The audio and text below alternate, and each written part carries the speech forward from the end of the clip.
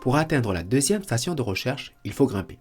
Il y a environ 200 mètres de dénivelé avant de rejoindre les malacologues, les spécialistes des mollusques. Je suis bien curieux de savoir ce qu'ils ont trouvé. Pas facile avec ce matériel, mais on oublie la fatigue et la difficulté du terrain quand on regarde ce paysage. On peut même apercevoir au loin le nord de la Grande Terre ainsi que ses îlots. C'est vraiment très original comme animal. Magnifique. Lui, comment on l'appelle? Diplomphalus. Super classe quoi. Et donc elle est bombée comme ça quoi. Ah, elle est bombée de l'intérieur. Tu vois, ouais, voilà, elle est concave au lieu d'être convexe quoi. Comme la plupart des escargots. Tu peux le retrouver en Afrique, tu peux le retrouver Ah non, ça c'est que Nouvelle-Calédonie ça. Ah, plus en Nouvelle-Calédonie, lui, tu trouves? Ouais. Diplomphalus. Il y en a un peu partout en Nouvelle-Calédonie, mais c'est rare à retrouver.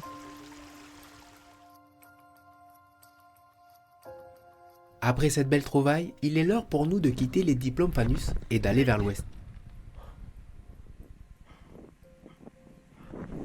Ça va, ça va. Nous allons contourner l'île par le nord pour apercevoir Belep, mais aussi une des faces cachées de l'île.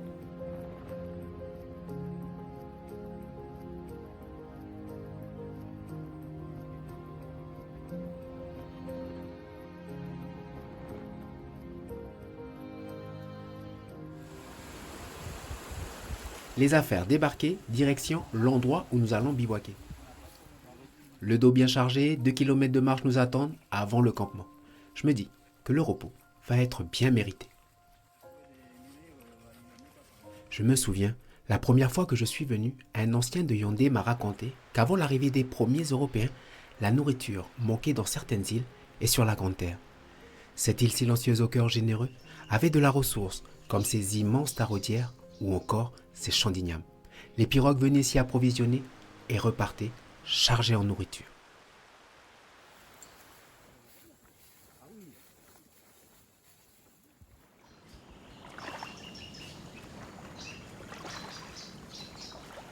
Deuxième jour d'exploration, nous allons suivre Nathalie, spécialiste du macrofaune benthique, entendant par là les espèces mesurant moins d'1 millimètre vivant dans les cours d'eau, accompagnée d'Hervé, originaire de l'île, pour nous guider.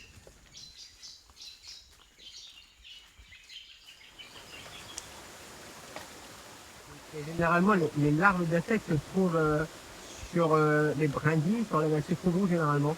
Alors les larves d'insectes, on les trouve en fait sur tout type de substrat dans le cours d'eau, c'est-à-dire aussi bien sur les pierres, dans le sable.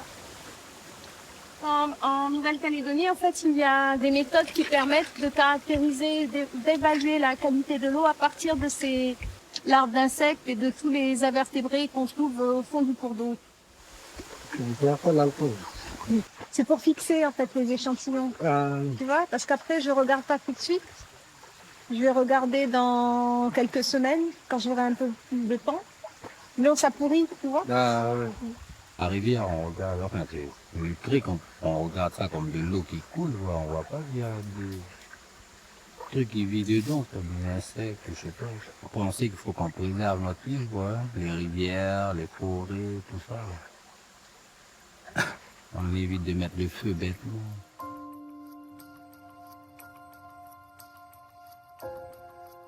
L'heure du départ est proche, je prends un peu d'avance. À l'aller, je dirais que c'était court.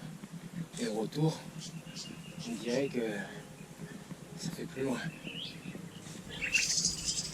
C'est la fatigue qui parle. Tiens, j'entends un chant peu commun, comme si ma présence dérange. Une mélodie stridente pousse ma curiosité. Je tente alors de le découvrir avec ma caméra. Qui est derrière ce son? Oui, c'est bien le fameux merle des îles. Présent sur l'ensemble du pays au XIXe siècle, il s'est progressivement retiré du territoire pour ne vivre que sur l'île de Yaoundé et de Néba, sans doute plus paisible et sereine. Je quitte cette île avec une certaine satisfaction. Nous sommes venus quantifier la richesse en biodiversité pour nourrir l'ABC. Et Yaoundé nous l'a bien rendu. Bien entendu, elle nous laisse entrevoir ce qu'elle veut. Sans doute, bien des trésors sont encore conservés. Quelques abeilles auront eu raison de nous, comme si elles signifiaient qu'il était temps de partir. Merci Yaoundé.